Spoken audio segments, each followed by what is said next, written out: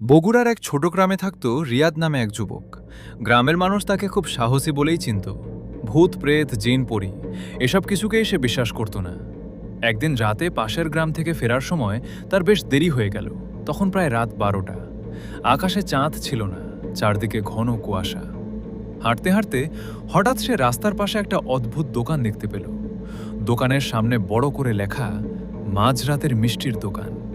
রিয়াদ অবাক হয়ে গেল। সে এই রাস্তা দিয়ে বহুবার যাতায়াত করেছে, কিন্তু কখনো এই দোকান দেখেনি।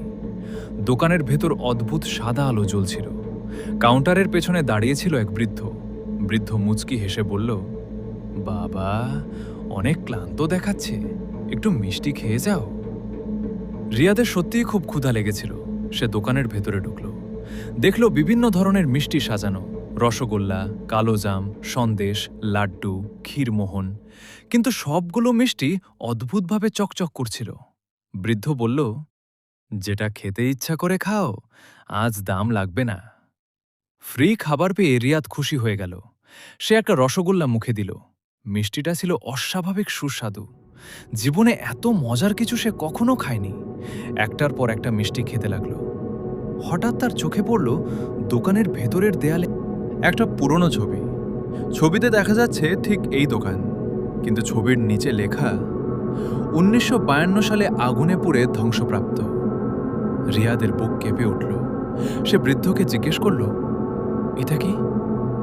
বৃদ্ধের মুখের হাসি ধীরে ধীরে অদ্ভুত হয়ে উঠল।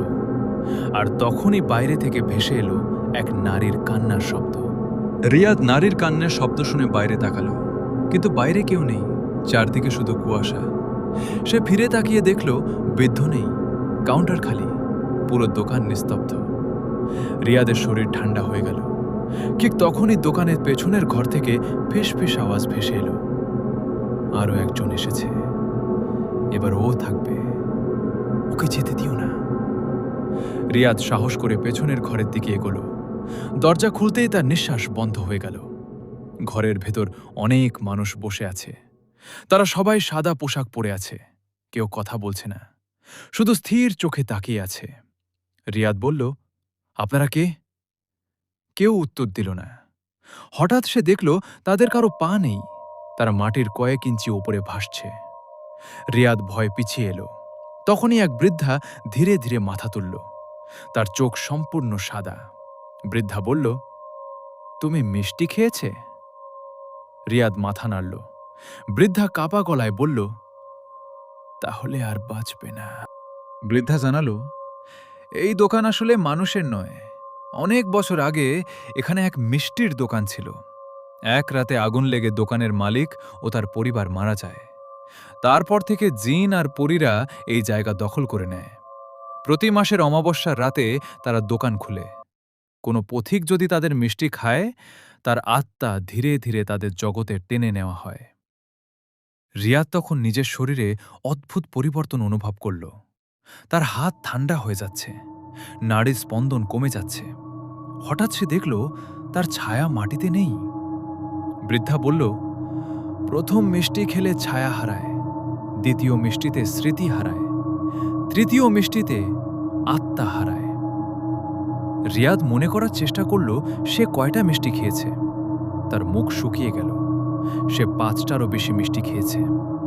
ঠিক তখনই পুরো ঘর কাঁপতে শুরু করল, আর অন্ধকার থেকে বেরিয়ে এলো সেই বৃদ্ধ। কিন্তু এবার তার চোখে আগুন জ্বলছে।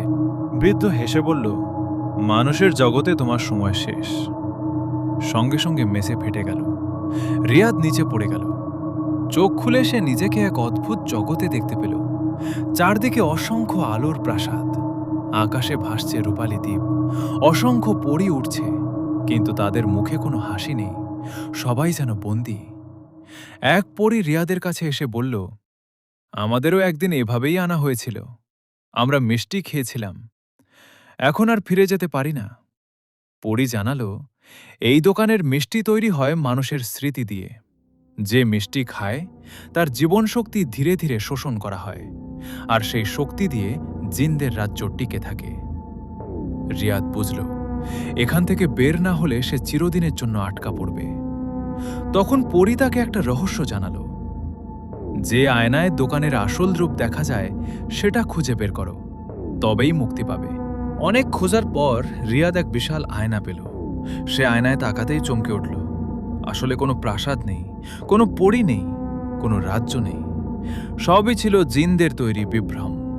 আসল দৃশ্যে দেখা গেল পুরো দোকান ধ্বংসস্তূপ হয়ে পড়ে আছে, চারদিকে মানুষের কঙ্কাল। রিয়াদ নিজের কঙ্কালও দেখতে পেল। তার আত্মা শরীর ছেড়ে বেরিয়ে যেতে শুরু করেছে। ঠিক তখনই সে আয়নাটা ভেঙে ফেলল। সঙ্গে সঙ্গে পুরো জগৎ কাঁপতে লাগল। জিনরা চিৎকার করতে শুরু করল। দোকান ভেঙে পড়তে লাগল। এক প্রচণ্ড বিস্ফোরণের মতো শব্দ হল। তারপর রিয়াদ রাস্তার পাশে জ্ঞান ফিরল। ভোর হয়ে গেছে। সে দৌড়ে বাড়ি চলে গেল। পরদিন গ্রামের বৃদ্ধদের কাছে ঘটনাটা বলল। এক বৃদ্ধ আতঙ্কিত হয়ে বললেন, তুই কি মাঝরাতের মিষ্টির দোকানে গিয়েছিলি? ওই দোকান তো ৭০ বছর আগে আগুনে পুড়ে শেষ হয়ে গেছে। সেদিনের পর রিয়াদ আর কখনো ওই রাস্তা দিয়ে একা যায়নি।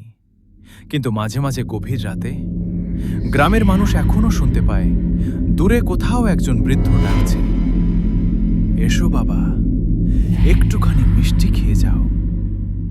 বন্ধুরা, আজকের এই গল্পটা এখানেই শেষ করলাম। গল্পটি যদি আপনাদের ভালো লেগে থাকে তাহলে ভিডিওটিতে একটি লাইক দিন। আর এমন আরও ভৌতিক ও রোমাঞ্চকর গল্প শুনতে আমার এই চ্যানেলটি সাবস্ক্রাইব করে পাশে থাকুন। ধন্যবাদ সবাইকে।